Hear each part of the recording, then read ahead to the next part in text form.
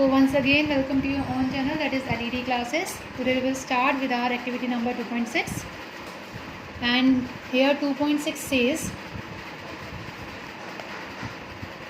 कि आपके पास क्या है 2 ml जो है डाइल्यूट NaOH लिया आपने, ठीक है। आपके पास 2.6 एक्टिविटी के अंदर क्या दे रखा है आपको बेटा, आपके पास क्या है, आपके पास 2 ml dilute NaOH solution, okay. Test tube के अंदर लिया आपने और उसके अंदर ऐड कर दिया क्या, कितने ड्रॉप्स, 2 ड्रॉप्स आपने ऐड किए, कितने, किसके साथ, फिनोफ्थलीन के साथ, फिनोफ्थलीन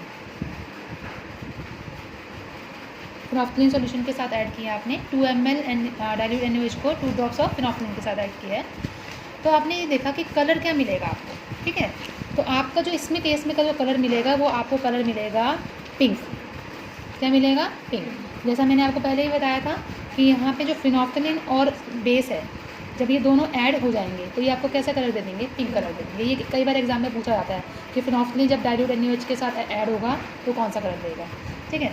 उसके बाद आपने क्या करा, उसके अंदर क्या करा, डाइल्यूट HCl को ऐड किया, डाइल्यूट HCl सॉल्यूशन को ऐड किया, ठीक है, ड्रॉप बाय ड्रॉप।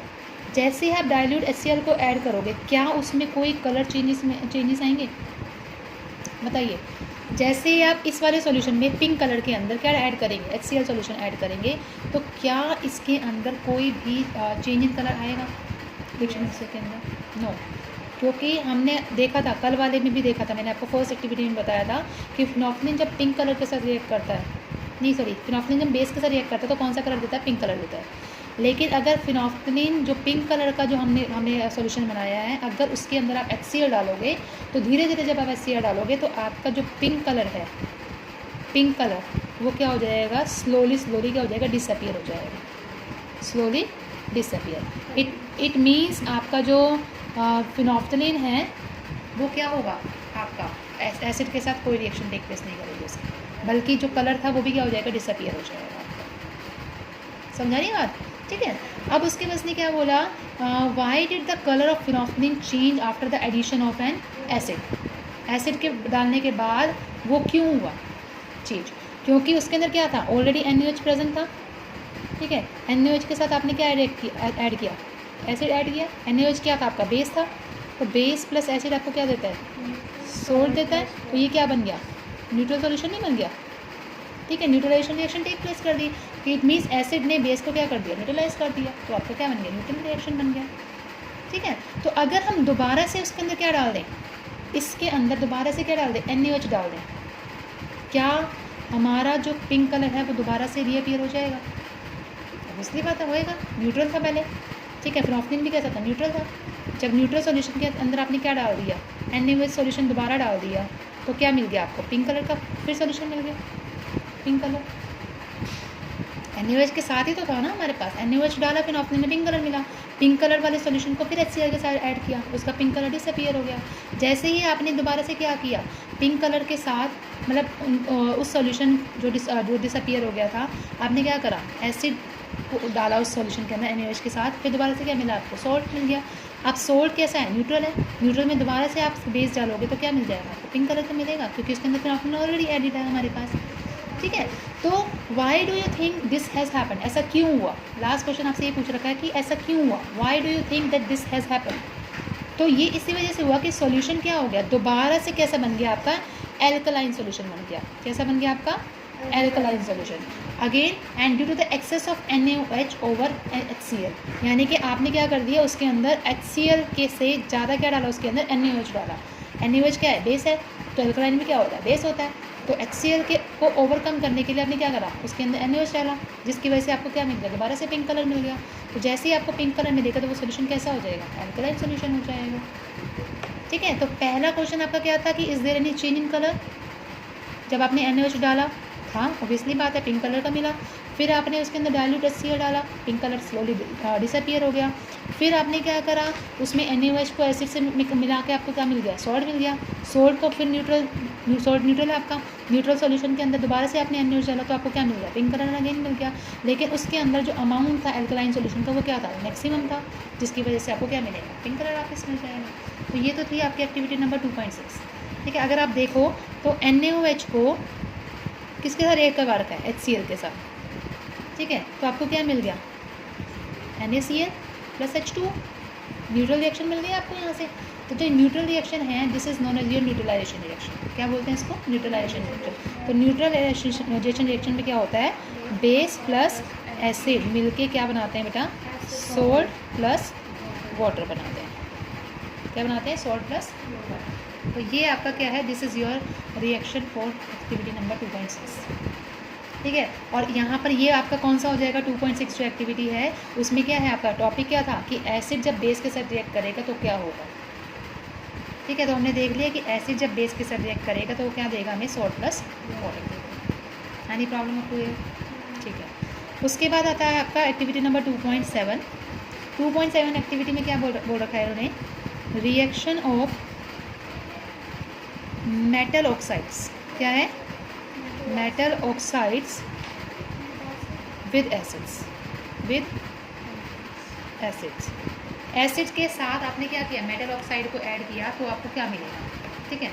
तो इसमें क्या बोला है इन्होंने कि हमने कुछ स्मॉल अमाउंट ऑफ क्या लिया, कॉपर ऑक्साइड लिया, कॉपर ऑक्साइड का स्मॉल अमाउंट ले लिया CuO, ठीक है, इन अ बीकर के अंदर।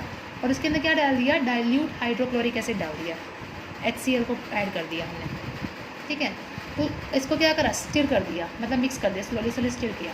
तो क्वेश्चन ये पूछ रखा है, note down the colour of solution, colour क्या होगा सॉल्यूशन का, and what has happen to the copper oxide, और कॉपर ऑक्साइड को क्या होगा, ठीक है। अब कॉपर ऑक्साइड है, जब वो डाइल्यूट HCl के साथ रिएक्ट करेगा, ठीक है, तो क्या होगा, एक ब्लू कलर का सॉल्यूशन मिलेगा आपको, कॉपर ने क्लोराइड के साथ रिएक्ट करेगा और आपको क्या मिल जाएगा, CuCl2 मिल जाएगा, कॉपर क्लोराइड। और ये कौन से कलर का वो है, ब्लू कलर का सब्सटेंस सॉल्यूशन है, ब्लू कलर। कौन से कलर का मिलेगा आपको, ब्लू कलर सॉल्यूशन मिलेगा, कॉपर क्लोराइड। और साथ में क्या बच गया आपके पास, प्लस H2। इसको बैलेंसिंग कर लीजिए, यहाँ हो जाएगा 2HCl, CuCl2 plus 2H plus H2। तो इट मीन्स अगर आपसे ये क्वेश्चन पूछा गया कि कॉपर ऑक्साइड ने HCl के साथ रिएक्ट किया तो आपको कौन से कलर का सब्सटेंस मिलेगा, तो वो मिलेगा आपको ब्लू कलर का सब्सटेंस, सॉल्यूशन मिलेगा, बिकॉज एक्वा सॉल्यूशन है, साथ में वाटर होगा।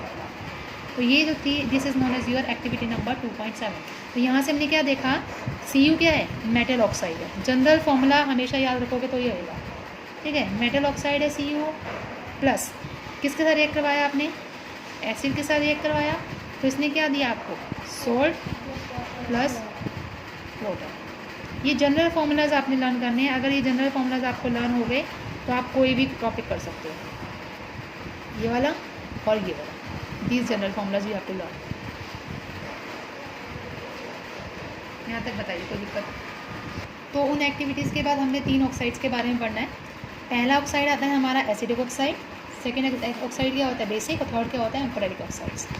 एसिडिक ऑक्साइड क्या होते हैं, जब ऑक्साइड्स जो है वाटर के साथ मिलकर क्या बनाते हैं, एसिड्स बनाते हैं, ठीक है।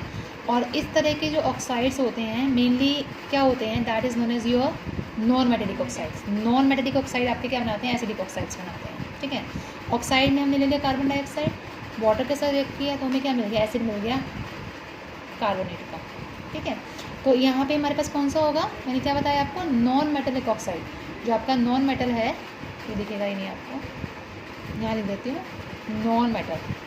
नॉन मेटल जो है वो जनरली क्या बनाएंगे, आपके मेटेलिक ऑक्साइड्स बनाएंगे, ठीक है।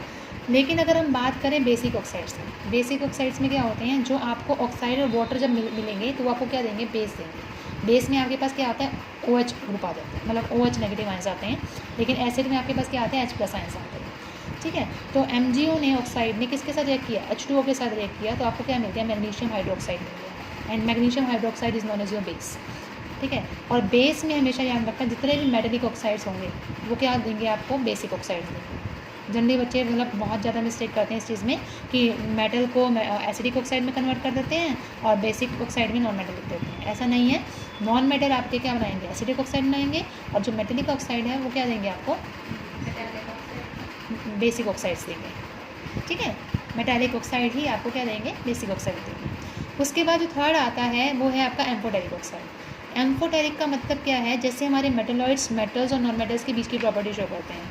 सिमिलरली हमारे एम्फोटेरिक ऑक्साइड्स क्या करते हैं, ये प्रॉपर्टी शो करते हैं किस किस के बीच की, एसिड और बेस की, यानी कि कुछ प्रॉपर्टीज़ वो एसिड की शो करेंगे, कुछ प्रॉपर्टीज़ वो बेस की शो करेंगे, यानी कि दोनों की जब प्रॉपर्टी मिक्स हो जाएगी, ठीक है, तो वो क्या दे देंगे आपको, एम्फोटेरिक ऑक्साइड दे देंगे। अब इसमें एग्जाम्पल आता है आपका जैसे Al2O3 है, ठीक है, ये ऑक्साइड है and this is known as your amphoteric oxide, जो आपके मेटालॉइड्स ग्रुप में लाई करता है। उसने क्या किया, एसिड के साथ रिएक्ट किया तो आपको क्या मिल गया, AlCl3 प्लस H2, ठीक है। तो एम्फोटेरिक ऑक्साइड में आपके और एग्जांपल आ सकते हैं, एल्यूमिनियम ऑक्साइड आ सकता है, सिलिकॉन ऑक्साइड आ सकता है, जिंक ऑक्साइड आ सकता है। तो ये सारे एग्जांपल किसके हैं आपके पास, एम्फोटेरिक ऑक्साइड। ओके, अब उसके बाद हम चलते हैं नेक्स्ट जो हमारा टॉपिक है वो लाई करता है आपका, दैट इज़ 2.2 टॉपिक है आपके पास। और 2.2 टॉपिक में आपके पास क्या आ रहा है, 2.2 टॉपिक, उसमें क्या आ रहा है कि what do all acid and all basis have common. हमारे पास जितने भी एसिड हैं, जितने भी बेसिस हैं, उन चीज़ में कॉमन क्या आता है, ठीक है। तो इस चीज़ में क्या है आपके पास, सबसे पहले तो एसिड और बेसिस के बारे में मैं आपको बता चुकी हूँ। एक चीज़ आती है कि क्या एसिड जो है, एसिड सॉल्यूशन इलेक्ट्रिसिटी को कंडक्ट करते हैं, क्योंकि जब तक आपको इस क्वेश्चन का आंसर नहीं पता होगा तब तक आप ये एक्टिविटी नहीं कर सकते। एक्टिविटी नंबर 2.8, क्या एसिड सॉल्यूशन कंडक्ट करते हैं इलेक्ट्रिसिटी को, यस करते हैं। क्यों करते हैं, इसका आंसर आएगा यस। क्यों करते हैं, क्योंकि जितने भी आपके पास एसिडिक सॉल्यूशन होंगे, जब वो मिनरल एसिड या ऑर्गेनिक एसिड के साथ रिएक्ट करेंगे, ठीक है, तो वो आपको क्या देंगे, इलेक्ट्रिसिटी को कंडक्ट करेंगे। अभी सारी चीज़ें इसमें यही आएंगी इस एक्टिविटी के अंदर, ठीक है। वो क्या करेंगे, इलेक्ट्रिक करंट को एक पाथ देंगे कि वो एक पॉइंट से दूसरे पॉइंट तक क्या कर सके, मूव कर सके। फॉर एग्जांपल इस एक्टिविटी में देखिए आप, एक्टिविटी नंबर 2.8 आती है आपकी। उस एक्टिविटी में क्या बता रखा है आपको, ये डायग्राम है, मैं यहाँ ड्रॉ कर रही हूँ।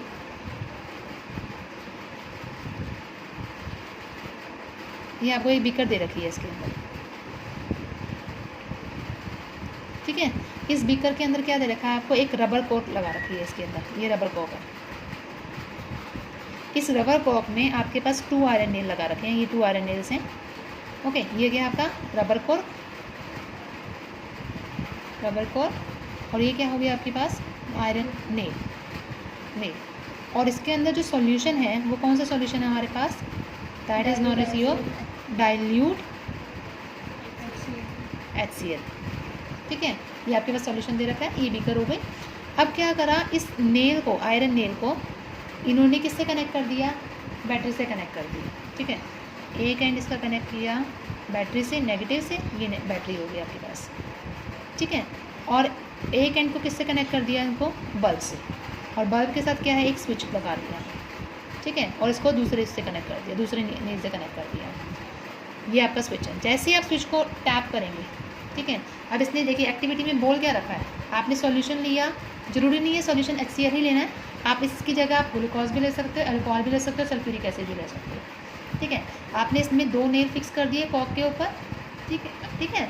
और इसके अंदर क्या है, ये है आपका 100 ml बीकर है, 100 मिलीलीटर इसमें सॉल्यूशन आ सकता है। अब आपने क्या करा, इन नेल्स को 2 टर्मिनल्स के साथ कनेक्ट कर दिया, और बैटरी कितनी ली हमने, 6 वोल्ट की बैटरी ली। कितने की बैटरी है ये आपकी, 6 वोल्ट की। ये बैटरी कितने की है बेटा, 6 वोल्ट की, ठीक है। और इसको किससे कनेक्ट कर दिया आपने, बल्ब से कनेक्ट कर दिया और एक स्विच से कनेक्ट कर दिया। अब आपने क्या करा, उसके अंदर कुछ अमाउंट ऑफ HCl सॉल्यूशन डाला बीकर के अंदर। जैसे ही आप HCl सॉल्यूशन डालोगे, ठीक है, तो क्या होगा, इसी एक्टिविटी को आपने रिपीट करना है सल्फ्यूरिक एसिड के साथ। इसी एक्टिविटी को आप रिपीट कर सकते हो किसके साथ, आपके ग्लूकोज अल्कोहल के साथ। अब देखेंगे कि क्या होता है इसके अंदर। तो क्वेश्चन ये बनता है कि आपने क्या ऑब्जर्व किया इसके अंदर, क्या बल्ब ग्लो करना शुरू करेगा, एसिड है, डाइल्यूट HCl है। अभी मैंने आपको बताया कि क्या एसिड कंडक्ट करता है, जब आप इलेक्ट्रिसिटी को कंडक्ट करता है, एसिड है, बिल्कुल है। एसिड क्या करेगा, कंडक्ट करेगा, ठीक है। वो क्या करेगा, इस डाइल्यूट HCl को ब्रेक डाउन कर देगा। क्या कर देगा, ब्रेक डाउन। यानी कि अगर आपके पास HCl है तो HCl ब्रेक डाउन होगा किस में, H+ और Cl नेगेटिव आयंस में। जैसे ही आपका HCl क्या हो गया, ब्रेक डाउन हो गया, आयंस में ब्रेक डाउन हो गया, तो उसने क्या करा, करंट को फ्लो करवा दिया, और करंट की वजह से आपका जो ये बल्ब है क्या कर दिया, उन्होंने ग्लोइंग पावर शो कर दी, ठीक है। अब अगर हम इसी एक्सपेरिमेंट को ग्लूकोज और अल्कोहल के साथ रिपीट करते हैं, तो आप क्या ऑब्जर्व करेंगे, क्या अब आयंस ब्रेक डाउन होंगे, क्या अब बल्ब ग्लो करेगा, नहीं करेगा। बिकॉज एसिड कंडक्ट करता है इलेक्ट्रिसिटी को, लेकिन बेस जो है वो कभी भी कंडक्ट नहीं करता इलेक्ट्रिसिटी को, क्योंकि उसके अंदर कौन से आयंस होते हैं, OH नेगेटिव आयंस होते हैं बेस के अंदर, जो कि इलेक्ट्रिसिटी को कंडक्ट करने नहीं देते। ठीक है, तो क्या अब क्वेश्चन है कि does the bulb glow in all the cases, HCl के केस में, H2SO4 के केस में, अल्कोहल के केस में, ग्लूकोज के केस में, क्या सभी के केस में बल्ब ग्लो करेगा? आंसर आता है नो। क्यों नहीं करेगा? क्योंकि बल्ब सिर्फ और सिर्फ उसी सॉल्यूशन में ग्लो करेगा जहाँ पर आपके क्या होंगे, आयंस प्रोड्यूस होंगे, इस तरह के आयंस। अगर मैं H2SO4 का आयंस बनाती हूँ, देखिए H2SO4, तो H2SO4 में आपको क्या मिलेगा, बताइए क्या मिलेगा? H+ SO4 2 negative. ठीक है, क्या मिलेगा आपको? SO4 2 negative. या फिर आप अगर मान लीजिए इसके अंदर आपका एसिडिक एसिड रहते हैं CH3COOH, उसके अंदर भी आपको क्या मिलते हैं, CH3CO नेगेटिव मिलते हैं आयंस, और H पॉजिटिव आयंस अलग मिलते हैं।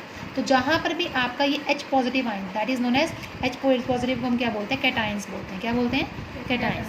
जहाँ भी आपका ये कैटायंस प्रेजेंट होंगे, ठीक है, तो उसमें क्या बोलेंगे कि हमारे पास कौन सी प्रॉपर्टी आ गई, एसिडिक प्रॉपर्टीज़ आ गई इसके अंदर। और अगर एसिडिक प्रॉपर्टीज़ आ गई तो इट मीन्स वो बल्ब क्या कर जाएगा, ग्लो कर जाएगा। और ग्लोइंग की वजह से हमने क्या बताया कि हमारे जो क्या कहते हैं एसिड्स हैं वो क्या करेंगे, इलेक्ट्रिसिटी को कंडक्ट करेंगे। सिर्फ यही रीज़न है हमारे एसिड को कंडक्ट करने का, क्योंकि इसके अंदर क्या होते हैं, H+ आयंस होते हैं जो कि इलेक्ट्रिसिटी को कंडक्ट करते हैं, और उसकी वजह से बल्ब क्या होती है, ग्लो कर जाती है। लेकिन अगर हम बात करें हमारे बेस की, तो बेस के अंदर कौन से होते हैं, OH नेगेटिव आयंस लाई करते हैं, OH नेगेटिव। ठीक है, और OH नेगेटिव आयंस क्या होते हैं, एल्कलीज होते हैं। ठीक है, और ये एल्कलीज जो हैं वो इलेक्ट्रिसिटी को कंडक्ट नहीं करते अपने साथ। समझ आया? ठीक है, तो आई होप आपको समझ आया हो। अगर जहाँ समझ आए तो प्लीज़ आप हमें कमेंट कर सकते हैं हमारे चैनल पर, या फिर आप हमें कमेंट कर सकते हैं हमारी email ID पर, that is aditclasses@gmail.com। Thank you so much.